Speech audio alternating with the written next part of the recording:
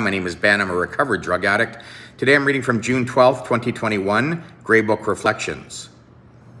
The 12 steps guide us from a state of humiliation and despair to a state wherein we are able to act as instruments of God's will. Grey Book, page 60.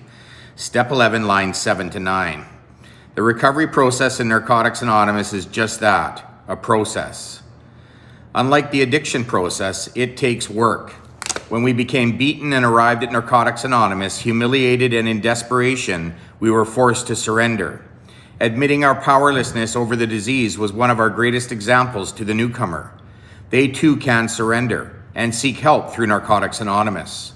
Our surrender is one of the first spiritual principles we encounter in NA. It is a power of example. Our most painful days in our recovery can serve as a touchstone for growth. Our literature reminds us that humility is a good place for an addict to be in.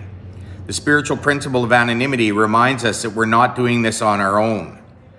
The we in our steps shows us that the whole is greater than the sum of all of its parts.